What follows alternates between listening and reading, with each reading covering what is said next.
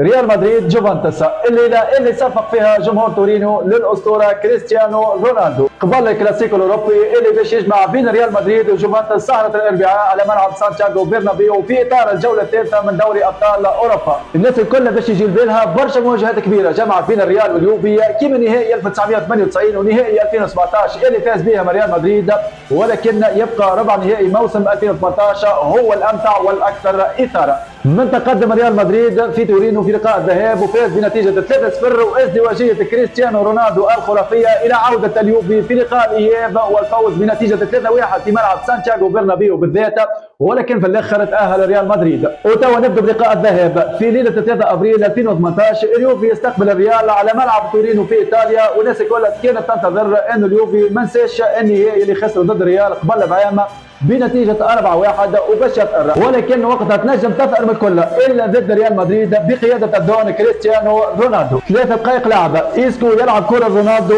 والدون يحط الكره في الشباك. ريال مدريد يتقدم مبكرا وصم كبير يخيم على المدرجات الايطاليه. جوفنتوس حاول يرجع وسيطر على مجريات المباراة، ضيع برشا فرص وكان قريب من تعديل النتيجة لولا استماتة سيرجيو راموس وتألق الحارس كايلور نافاز. ثم جت اللقطة اللي بقات خالدة في ذاكرة كرة القدم. دقيقة 64 عرضية من كارفاخال، كريستيانو يرتقي يدور في الهواء ويسدد نقاصية لا تصدق، الكرة تسكن في الشباك وبوفون بقى واقف ويراقب في الكرة. جماهير جوفنتوس بقاو مصدومين وبعدها وقفوا وبداوا يصفقوا ويحيوا في كريستيانو رونالدو، والاحترام كان متبادل بيناتهم في لحظة جمعت بين الفن والعظمة. بعدها دفاع اليوفي تمس معنويا وما عادش مركزة، وفي لحظات كما هكا الريال لا يرحم. كرة بين مارسيلو رونالدو اللي خرج مارسيلو راس مع بوفون والهدف الثالث لريال مدريد.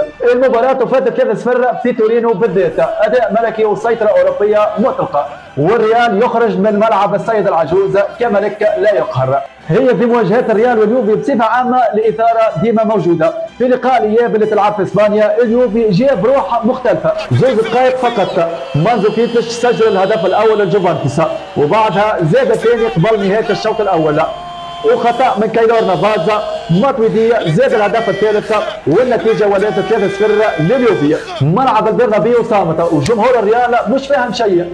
لاعبين الريال تمسوا معنويا والناس الكل بقات تتساءل زعما اليوفي يستغل الفرصة ويعمل ريمونتادا تاريخية في ملعب البرنابيو بالذات والا لا. المباراة كانت ماشية للتعادل في مجموعة 2 مواجهات، ولكن في آخر دقيقة فاسكيز اللي سب فيها جمهور ريال مدريد عماول يتوغل داخل منطقة العمليات، يعمل هيك اللقطة الشهيرة نتاعو يسقط على أرضية الميدان والحكم يعلن عن ضربة جزاء للريال. بوفون خذا ورقة حمراء بعد الاحتجاج على قرار الحكم، والأجواء بدات تسخن، برشا دراما وإثارة. كريستيانو يقف بثبات، الأنفاس محبوسة، يسدد بكل قوة ودقة والكرة في الشباك. يعطي منافسيه الأمل من أجل الحياة ويضربهم في مقتل. المباراة فات الريال يخسر بنتيجة 3-1 ولكنه يتأهل الدور نصف النهائي. وبعد كل تلك السنوات مرة أخرى الريال واليوفي في دوري الأبطال. وشكون زعم اللي باش يكتب الفصل الجديد؟ الريال الباحث عن المجد الأبدي وإلا اليوفي الساعي للانتقام.